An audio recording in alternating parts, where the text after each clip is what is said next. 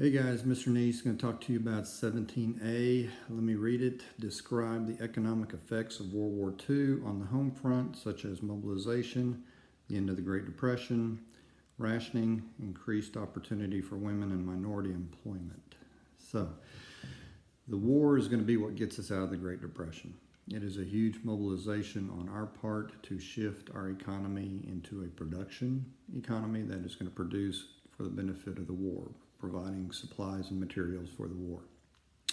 So there's huge employment opportunities, not to mention a huge military buildup. So there's economic opportunities or employment opportunities there as well. And that's what's really going to get us out of the Great Depression. So the mobilization, this is us transferring our economy into producing materials for the war. Example, copper pennies, or you're going to start seeing steel pennies made during this time so they can use the copper for electrical wiring.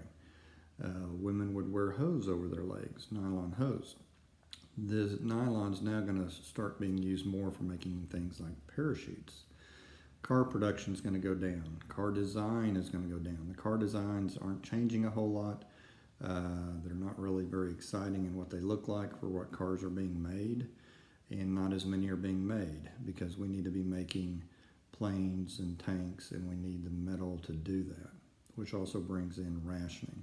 So rationing is kind of divvying out things to people in small increments so we can conserve what it is we're rationing. Gas is an example. You guys have seen the gas card, ration cards in my classroom. They would give you would have this book and you could go get gas, but you're only limited how much gas you can get, and you'd give a stamp for that gas, and you had to make it work. You had to last with that much gas for a week or a month or however long.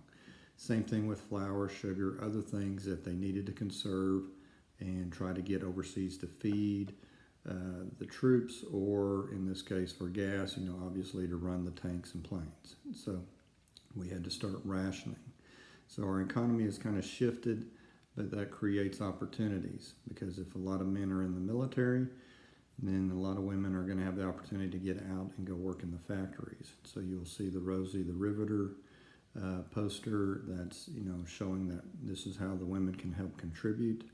There were other ways they could contribute, including in the military.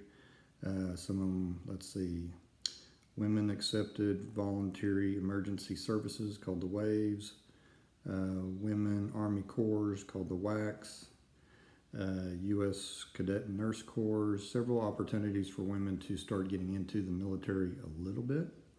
They're not going to be on the front line necessarily because we're not quite there yet, but they are getting these opportunities that they did not have in the past, also working. African Americans, other minorities, also getting economic opportunities to be in the military or go work in factories. And their efforts by FDR, or Franklin Roosevelt, our president, to combat discrimination in the employment. There's efforts for equal pay for equal work for women. So we're seeing some shifts as we're going into this war, as far as creating opportunities for groups that did not otherwise have those opportunities before. Let's see if I missed anything else. We got rationing, end of the Depression, mobilization, minority employment. So that should cover 17A.